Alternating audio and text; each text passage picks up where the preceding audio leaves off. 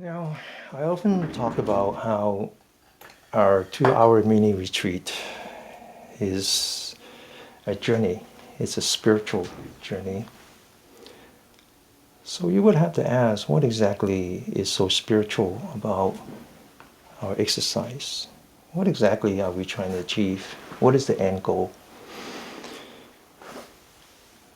A spiritual practice, to understand what a spiritual practice is, you have to understand what's the limitation, what is limiting us from achieving a spiritual well-being. It turns out that it is the body that is limiting us. If we're truly a spiritual being, we would be able to emancipate ourselves from this body. So how exactly do you do that? So last night I watched a movie, a Tom Hanks movie. I forgot the name, but I just love him. So every time I can find him on Netflix, I would just watch him. And there was a beautiful dialogue in there where the priest asked him if he believes in God. And Tom Hanks was playing the role of a scientist, so obviously he couldn't answer. Then the priest says, I didn't ask you if you believe in what men think of God. I just asked you if you believe in God.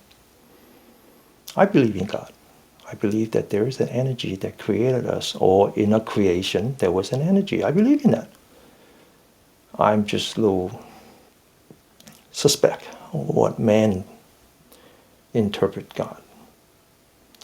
So when you think about a spiritual practice, you cannot reject God. That makes no sense. You also cannot reject science. That makes no sense. A religion and a science, they're just languages. It's man-made language. So sometimes you have to see through the limitation of man to understand what this language means.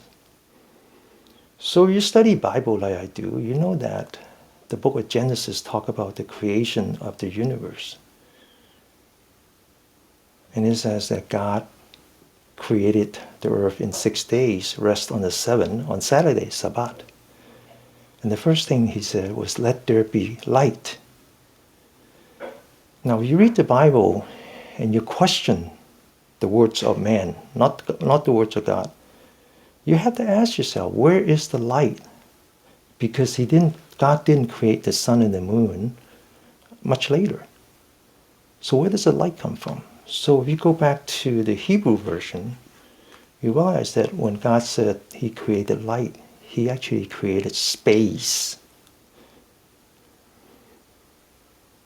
So if you follow science, which is another language, you know that Einstein, and I talk about Einstein all the time, and in his general relativity, he talks about the equivalency between the wave and the particle, and then later on people took that and explained the creation of the universe, what's called a Big Bang.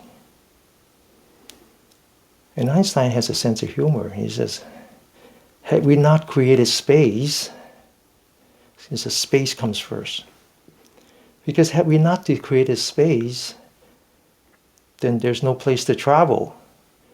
If you can't go anywhere, what's the purpose of time? So Einstein believed that the universe was created with the space and then the time. Well, what's interesting is that once you have time, you can measure. Then you realize that there are things that has a rising and falling, and then there are things that are eternal, that has no rising or falling. And now you can separate the material world from the spiritual world. But since we are deep down a spiritual being trapped in the material world,